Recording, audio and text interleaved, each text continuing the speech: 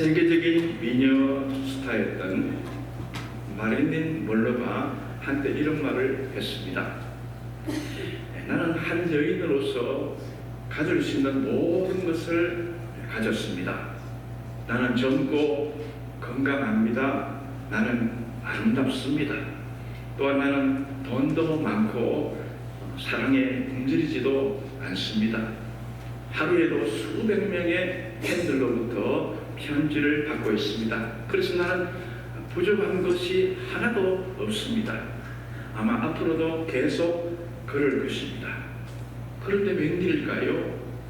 왜 이렇게 내 마음이 공허하고 불행한지 알 수 없어요. 이유 없는 반항이라는 말처럼 이유 없이 불행한 것입니다. 라고 이야기했습니다. 사람들은 대부분 아름다우면 행복한 줄로 압니다. 돈 많고 인기가 좋으면 당연히 행복한 줄로 알지만 꼭 그렇지만은 않다는 것입니다. 몇 해 전에 홍콩의 유명 배우인 장국영이가 24층 높이에서 떨어져 자살을 했습니다. 그도 역시 인기가 많고 돈도 많았던, 팬들도 아주 많았던 사람인데 그가 왜 그런 선택을 했습니까? 그의 삶은 유명했지만은 언제나 공허했고 늘 사랑의 갈증을 느낀 나머지 두 남성과 비정상적인 그런 이 사랑에 빠져서 어느 쪽을 선택할지 고민하다가 그런 선택을 하고 말았던 것입니다.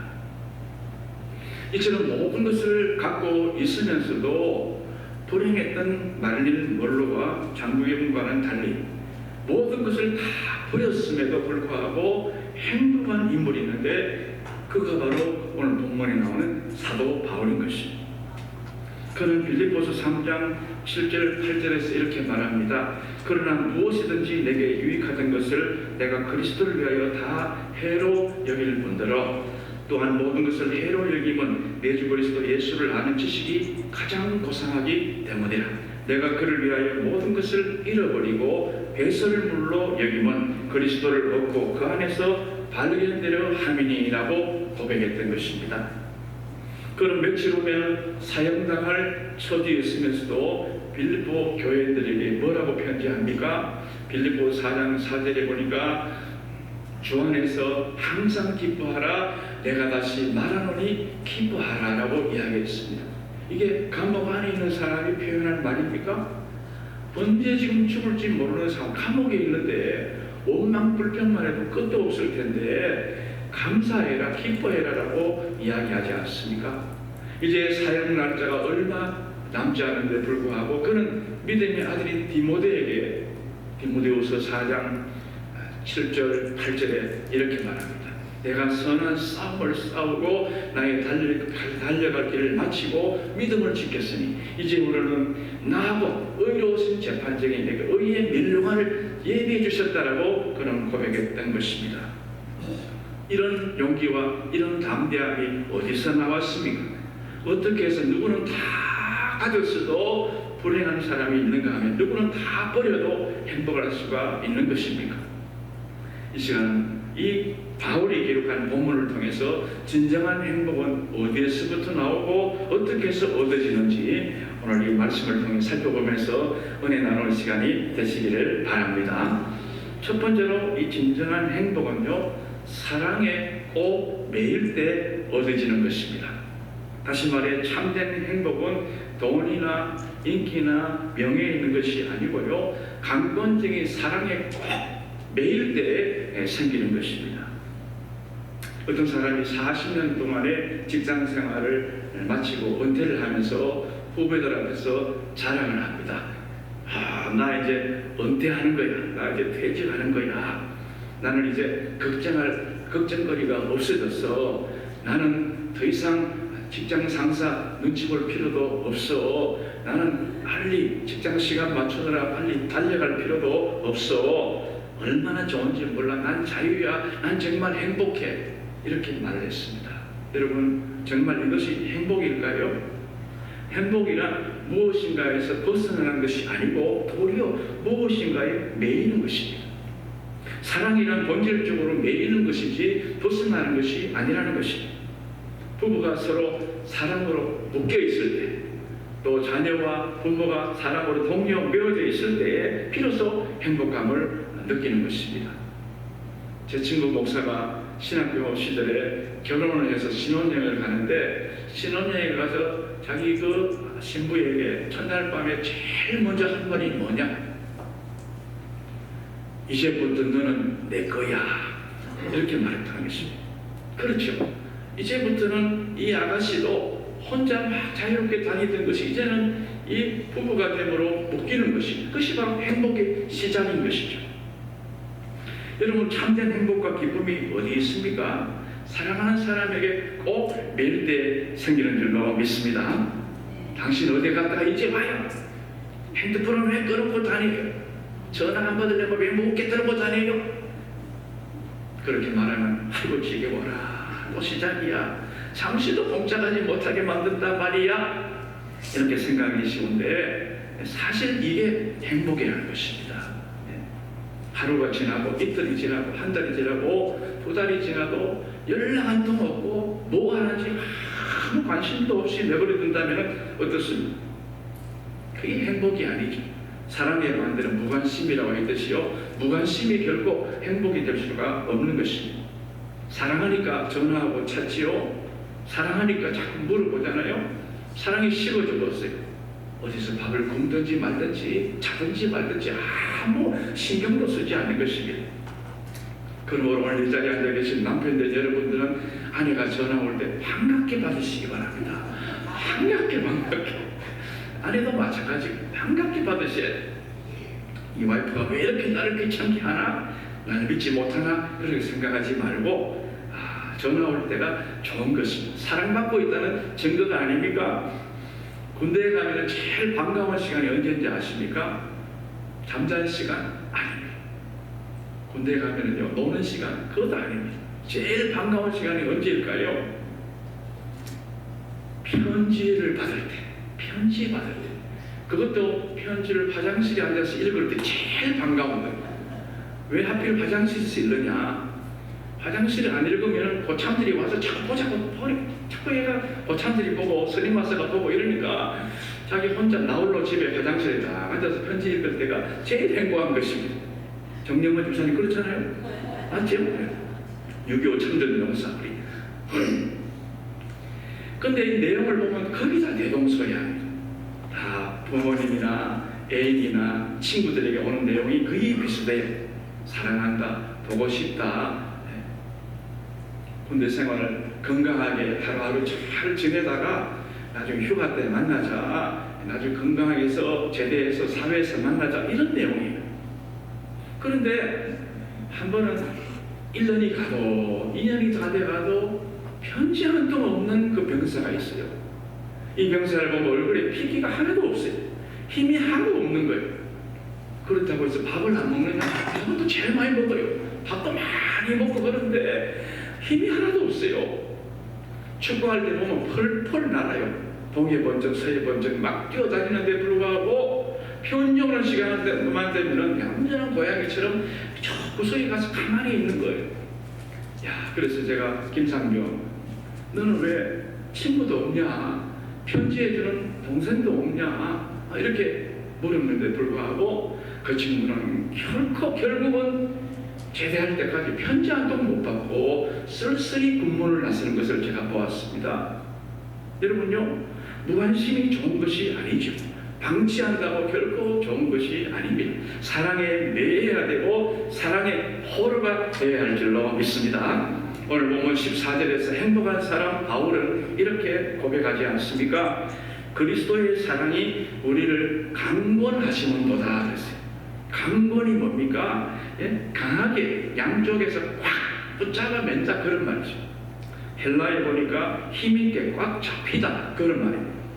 주님의 사랑에 꽉 매이니까 바울은 너무 행복하고 이제 자신의 뜻대로 살지 않습니다. 그렇게 살 필요가 없어요. 왜? 선한 목자 대신 주님의 손이 딱 붙잡혔기 때문에, 주님이 알아서 인도하실 줄 믿기 때문에 그는 더 이상 방황하지도 않았던 것입니다. 주님의 능력의 오른손에 자신의 삶을 맡기면 어디가 길인지 어디가 진리인지 더 이상 방황하지도 않게 되니까 그는 행복했던 것입니다. 주 달려 죽으신 십자가를 바라보면 심장이 멎을 정도로 그는 사랑의 전주를 느꼈고 그는 행복했던 것입니다. 찬송가 380장을 작사했던 크로스비라는 여사가 있습니다. 이 여사는 6개월 되던 해에 실명이 되었습니다. 의사의 부주의로 눈에 문제가 생겼는데 잘못해서 이게 눈이 멀게 되었어요. 96년 평생을 살면서 얼마나 불편했겠어요. 얼마나 원망할 일이 많았어요. 어머니 왜 나를 낳으셨나요? 내가 왜 지금도 살아야 되나요? 이렇게 얼마든지 토정하고 불평할 수가 있지만은 그는 예수님 만난 다음에 그렇지 않았습니다. 예수님의 사랑의 줄로 딱 묶여 있으니 그는 행복했던 것입니다. 그가 어떻게 고백하고 있습니까? 나의 생명 되신 주 주님 앞에 나아갑니다. 주의 흘린 보혈로 정케하사 받아주소서. 날마다 주를 찬송하겠네.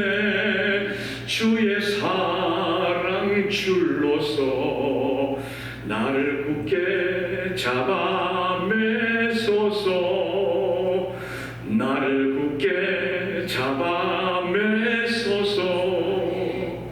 나를 굳게 잡아 매소서. 아멘 안 하면 계속합니다. 나를 굳게 잡아 매소서. 여러분, 세상적으로 볼 때는 불행할 것이 한두 끝도 없는데 사랑의 줄로 주님께 딱 묶이니까요, 그는 행복하다. 날마다 감사하며 날마다 주를 찬송하겠네. 날마다 원망하겠네가 아니잖아요. 날마다 십자가를 나갈 때 행복하고 기쁘다라고 그는 노래했던 것입니다. 여러분 모두도 이 바울처럼 크로스비처럼 주님의 강권적인 사랑에 꼭 매어서 참된 기쁨을 누리며 살아가시기를 축원합니다. 두 번째로 진정한 사랑은, 행복은 그 주님의 사랑에 온전히 미치는 것입니다. 미친다 그러니까 조금 표현이 그런데요, 온전히 빠지는 것, 완전히 빠지는 것. 오늘 보면 13절에서 바울은 이렇게 말합니다. 우리가 만일 미쳤어도 하나님을 위한 것이요 정신이 온전하여도 너희를 위한 것이니 라고 말합니다. 사실 바울은 성경에 보면은 미쳤다는 소리를 여러 번 들었습니다. 가이사라의 총대교였던 베스도가 이 바울이 좀 이야기하는 변론하는 내용을 듣고요 미쳤다라고 말했어요. 사도행전 26장 24절에 바울아 내가 미쳤도다. 내 하는 학문이 너를 미치게 했다 그랬어요.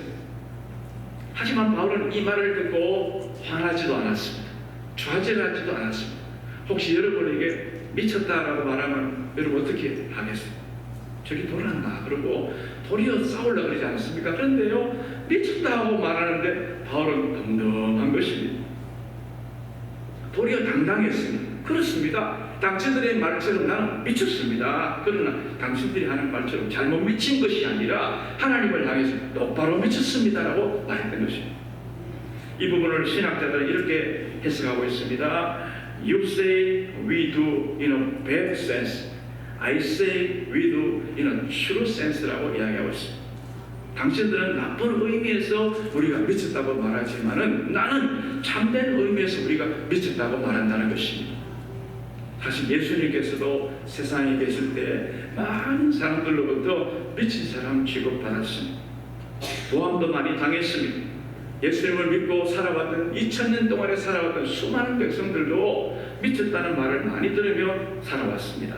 그러나 여러분 한번 생각해 보십시오. 미쳤다고 말하는 안 믿는 자가 미쳤습니까? 아니면 미쳤다는 말을 듣는 예수 믿는 자가 미친 것입니까? 도대체 누가 미친 것입니까? 영원한 생명을 위해서 생명을 발견해서 그 영생을 위해서 한 번밖에 없는 인생을 투자한 사람이 미친 사람입니까? 아니면 잠깐 오면 없어져 버릴 이 세상의 명예와 모든 것을 위해서 할지 못할지 다 하며 사는 사람이 미친 것입니까? 하나님을 모르고 하나님이 없다는 곳에서는 하나님을 찾는 사람이 미친 사람 취급받을 수도 있습니다. 정신병원에 가면요, 온전한 사람이 미친 사람 취급받아요. 저도 대구에 동산병원에 있을 때 거기에 위문을 많이 이렇게 가고, 서울에서도 위문을 가고, 정신병원에 가면은 전부 다 한결같이 여자들이 머리가 길더라고요. 이래가지고 자기들이 약간 이렇게 모자란데 우리 보고 미쳤다 그래요. 돌았다 그래요. 정신병원에 가면은요, 그런 하나님을 제대로 발견하지 못한 사람들 눈에 볼 때는 우리가 정말 도란 사람. 주일날 되면 다 옷 차려입고 교회 가지요. 와서 또 헌금하지요. 바쁜 시간 내서 또 봉사하지요. 이해가 되지 않는 거예요. 그런데 우리는 주님을 만나고 주님을 알고 복음을 알고 나니까 이게 지극히 당연하잖아요. 누가 미친 사람입니까? 여러분은 누가 예수 믿는다고 미쳤다고 놀리거나 그러면 여러분 상심하지 말기를 바랍니다. 도리어 기뻐하고 즐거워하시기 바랍니다. 예수님도 바울도 다 그런 말을 들었습니다. 삐뚤어진 세상 속에서는 바로 살려고 한 사람이 미쳤다는 말을 듣는 것이 어쩌면 당연할지도 모릅니다. 목사님 저도 예수님에게 푹 빠져있네라는 소리를 듣고 살기를 원합니다. 예수님처럼 저 영혼을 사랑하는 그 마음을 가지고 나도 한번 미치도록 한번 사랑해보고 싶은 그런 마음입니다. 주님 없이는 안 되오라고 그렇게 고백하며 살기를 원합니다. 사업하는 사람들은 사업에 미쳐야 된다. 공부하는 학생들은 학문에 미쳐야 돼요. 과학자들은 이 연구실에서 빠져 있어야 돼요. 그래야 작품이 나오는 것입니다. 발명할 수 있어요. 에디슨은 전기를 지금 발명해요. 전기를. 지금 2023년인데 지금 인류 역사에 이 예수님 오신 이후로 지금까지 가장 아주 최고의 발명이 뭐냐? 전기의 발명, 전기 발명. 전기 없으면 어떻게 살아나 한번 생각해 보세요. 에디슨이 전기를 발명할 때요, 1000번의 실패 끝에 마지막 1001번째 이것이 성공했지 않습니까? 다 돌았다. 헛된 짓이다. 무슨 호롱불이 쓰면 되지 무슨 엉뚱한 걸 발명하느냐 다 놀렸어요. 그런데 에디슨은 거기 빠졌어요. 계속 안 되면 또 안 되면 또 안 되면 한 번 더 하라는 거구나 또 했어요. 1001번째 짱 불이 들어오니까요, 사람들이 깜짝 놀랐어요. 여러분, 실험실에 빠져야 돼요. 공부하는데 빠져야 되듯이요, 우리 예수 믿는 사람들은 우리 예수님에게 푹 빠질 때 놀라운 일을 감당하게 될 줄로 믿습니다. 한 아름다운 여성이 자기 친구에게 어느 날 책을 한 권 선물을 받았습니다. 집에 가서 책을 읽는데 읽다 보니까 너무 무미건조하고 별로 재미가 없는 거예요. 이런 걸 책을 하고 썼나 그러고 던져놨어요. 며칠 후에 친구들 모임에 갔는데 미팅을 하는 자리에 나가게 됐어요. 근데 보니까 자기 아주 상대편에 있는 남자가 너무 잘생기고 너무 멋진 사람이에요. 그 통성명을 하는데 우드. 이 청년이 우드예요. 그러니까 이 여자분이 참 이상하네, 우연이네. 제가 얼마 전에 친구에게 책을 하나 선물 받았는데 책의 저자 이름이 우드인데 참 우연치고는 큰 우연이네요. 이렇게 말하니까요, 이 청년이 우연이 아닙니다. 제가 그 책의 저자입니다. 이렇게 말합니다. 그리고 이 아가씨가 집에 돌아가서 책을 다시 꺼내가 읽는데 얼마나 재밌는지, 이 책이 이렇게 전개가 좋고 너무너무 아주 드라마틱하고 너무 좀 단순히 그날 밤에 다 읽었어요. 그리고는 이 여인이 마침내 이 청년과 결혼하게 되어서 그 이름이 H.W. 우드 부인이 되었던 것입니다. 여러분, 어떻게 그렇게 재미없는 책이 하루아침에 그렇게 재미있는 책으로 바뀌게 되었을까요? 그 저자와 사랑에 빠졌기 때문 아닙니까? 바로 이것입니다. 아직도 성경을 보면 잠이 오신 분이 계십니까? 성경을 보면 노곤한 분이 계십니까? 여러분 이 책의 저자와 한번 만나보시기 바랍니다. 이 책의 저자에서 예수님과 사랑에 빠지면은요, 여러분 밤이 새도록 읽어도 시간 가는 줄 모르고요, 읽으면 읽을수록 이것이 물송이보다 더 단 말씀이 되는 줄로 믿습니다. 우리의 남은 생에 세상 재미에 빠지기보다도 주님과 사랑에 빠져서 그분과 더불어 보람있게 살아가시는 여러분 모두가 되시기를 축원합니다. 세 번째로 참된 행복은 나누면서 살 때에 참된 행복을 얻을 수가 있습니다. 이 땅에 많은 사람들은 자신의 행복을 위해서 남의 행복을 기뻐했습니다. 남을 희생시킵니다. 그러나 남의 행복을 희생시키면서 행복하려고 하면요, 결코 행복하지도 못하면 행복할 수도 없습니다. 참된 행복은 남을 행복하게 만들고 남을 위해 자신을 희생할 때 비로소 찾아온다는 것이죠. 오늘 본문 14절 15절에 보니까 바울은 인생의 목적을 분명하게 밝히고 있습니다. 한번 다 같이 읽어보실까요? 시작.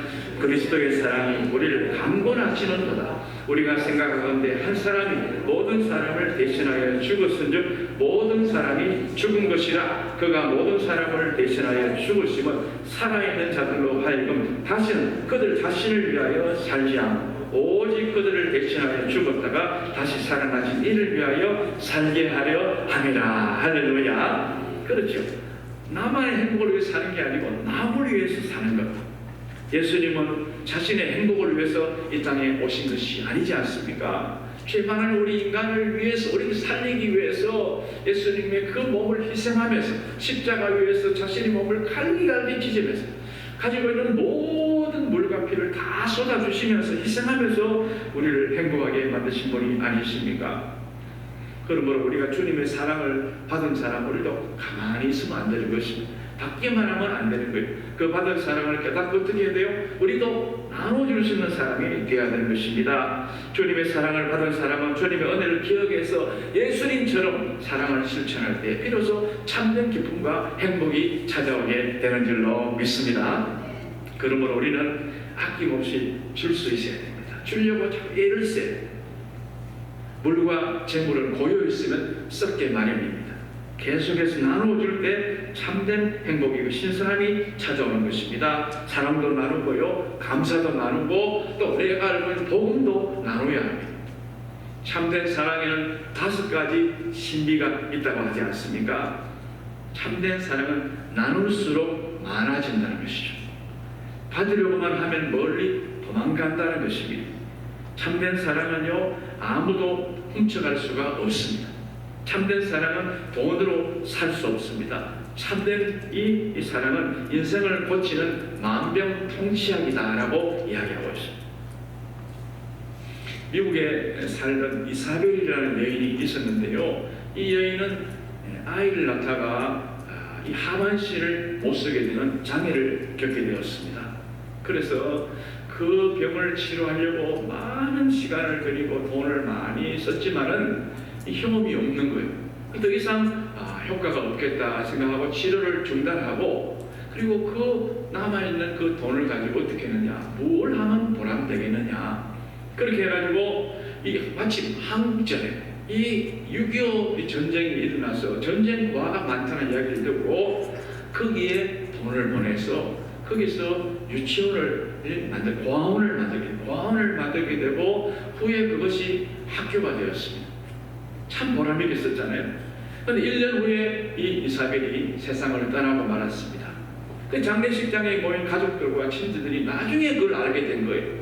아무도 모르게 은밀하게 그 자기 남아있는 치료비를 한국에 보내서 전쟁 고아들을 위해서 그렇게 쓰고 결국은 이 학교가 되었다는 이야기를 듣고 너무 식구들이 깜짝 놀라고 감동을 받았습니다. 그렇죠. 참된 구제는 하면서 자꾸 이야기하는 게 아니고요, 은밀하게 하는 것이죠. 그 학교가 개교 3주년이 되는 날에 그 남편 데이빗을 초청을 했습니다. 그 데이빗을 가보니까 아직도 학교가 완성이 덜 됐습니다. 돈이 부족해가지고. 그래서 이 데이빗이 고국으로 미국에 돌아와서 자기의 집도 담보 잡히고 자기가 가진 모든 부동산을 다 담보를 잡아가지고 돈을 만들어서 거기 보내서 학교가 깔끔하게 완성이 되게 만들었던 것입니다. 그 학교가 바로 부산에 있는 이사벨 여자중고등학교인 것입니다. 바로 이것입니다. 나눌 때 그 기쁨이 배나 커지는 것입니다. 그 전쟁통에 희망 없는, 정말 갈 곳 없는 그 학생들에게 학문의 빛을 비춰주고 그들에게 인생의 길을 지도해주는 학교를 세웠다는 게 이게 얼마나 놀라운 일입니까? 사랑은 나눌 때 그 기쁨이 배나 커지게 됩니다. 아직도 주님을 알지 못하는 자들에게 내가 가진 복음으로 전도하고, 내가 가진 것을 나누면서 전도하고 사랑으로 실천할 때 놀라운 일이 생기게 되는 줄 믿습니다. 사랑하는 여러분, 참된 행복은요, 주님의 강권적인 사랑에 꼭 매일 때 행복을 얻을 수가 있습니다. 그리고 그 사랑 알고 주님께 훅 빠지는 것입니다. 주님께 푹 미치는 것입니다. 그리고 주님을 진정으로 사랑한다면 내가 가지고 있는 것이 무엇이든지 그걸 나눌 줄 아는 삶이 되어야 하는 것입니다. 우리 소망교회, 우리 성도님들은 정말 내가 가지고 있는 것이 뭔지, 건강이면 건강, 재능이면 재능, 물질이면 물질, 감사하면 감사, 뭐든지 주의 복음을 나누고. 지난번에도 우리 벤자민 그 선교사님 어려울 때 우리가 조금이라도 우리가 보태고, 이번에도 튀르키예, 시리아, 거기도 우리 교회가 한 1,800 얼마 정도 우리가 모았어요. 모아가지고 지난번에 총회로 다 보내드렸습니다. 적지만은 주의 이름으로 다 이렇게 사랑을 실천함으로 말미암아 우리가 살고 있는 이 LA 지역과 또 캘리포니아, 미국과 전 세계에 주님의 사랑을 실천하는 행복한 여러분 모두가 되시기를 축원합니다. 하나님 아버지, 참 감사드립니다. 우리가 무엇이 간데 죽을 수밖에 없는 우리를 이렇게 십자가의 보혈로 대신 주님이 죽으시고 우리를 건져주시는지 알 수가 없습니다. 주님의 강권적인 사랑에 늘 매이며 살게 하여 주시옵소서. 주님께 푹 빠져 살게 하여 주시옵소서. 그 사랑 깨닫고 내가 가지고 있는 것 무엇이든지 조금이라도 나눌 줄 아는 저희 모두가 되게 하여서 정말 우리 교회는 사랑이 넘치고 소망이 넘치는 교회가 될 수 있도록 인도하소서. 하나님 앞에 정말 잘했다 칭찬받는 모두가 되게 하여 주시옵소서. 예수님 이름으로 기도하옵나이다. 아멘.